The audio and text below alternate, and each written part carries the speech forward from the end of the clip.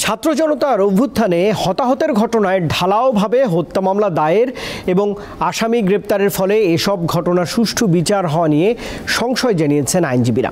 তারা বলছেন, সুপরিকল্পিতভাবেই মামলা দায়ের এবং তথ্য প্রমাণ প্রস্তুত করে ন্যায় বিচার নিশ্চিতে রাষ্ট্রকে উদ্যোগ নিতে হবে, না হলে ক্ষতিগ্রস্ত পরিবারগুলো বিচার পাওয়া থেকে বঞ্চিত হতে পারেন। জুলাই আগস্টের ছাত্র জনতার অভ্যুত্থানে শিশুসহ অসংখ্য হতাহতের ঘটনা ঘটে। এসব ঘটনার পর একের পর এক মামলা দায়ের করা হচ্ছে, আসামিদের গ্রেপ্তার ও রিমান্ডে নেওয়া হচ্ছে। এখন পর্যন্ত অন্তত 56টি মামলা দায়েরের তথ্য রয়েছে। এর মধ্যে 46টি হত্যা মামলা, গণহত্যা ও মানবতাবিরোধী অপরাধে 7টি, ছাত্র ও জনতার উপর গুলির 1টি সহ অন্যান্য মামলা রয়েছে। এসব মামলায় সাবেক প্রধানমন্ত্রী শেখ হাসিনা ছাড়াও সাবেক মন্ত্রী, সংসদ সদস্য, শেখ হাসিনার পরিবারের সদস্য, তার জোটের শরিক দলের নেতা, সাংবাদিক, সংস্কৃতি কর্মী ও জাতীয় দলের ক্রিকেটারকে আসামি করা হয়েছে।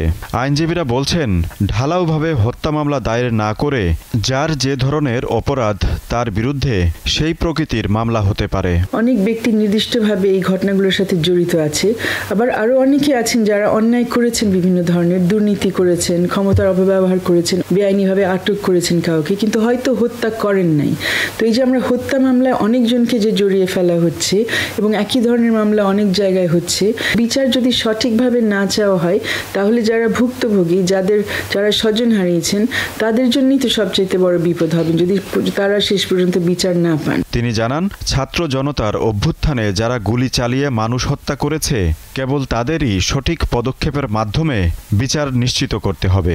দুর্নীতিবাজ বা অন্য কাউকে হত্যা মামলার আসামি করা যৌক্তিক নয়। সরকার যদি হস্তক্ষেপ করে এবং এই মামলাগুলো কিভাবে রুজু করা হবে সেই ব্যাপারে যদি তারা আইনি সহায়তা দেন ভুক্তভোগী পরিবারদেরকে, সবগুলো কিন্তু সঠিকভাবে করা হচ্ছে না, মনে হচ্ছে সেগুলোতে সমস্যা হয়ে যেতে পারে ভবিষ্যতে। এই জন্য তারা যদি সরকারিভাবে, রাষ্ট্রীয়ভাবে যদি কোনো উদ্যোগ নেওয়া হয় বিচার চাওয়ার ক্ষেত্রে, মনে হয় তাদের জন্য অনেক বেশি উপকার করা হবে।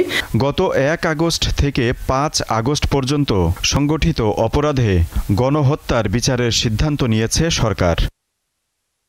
আজিজুল ইসলাম, দীপ্ত সংবাদ, ঢাকা।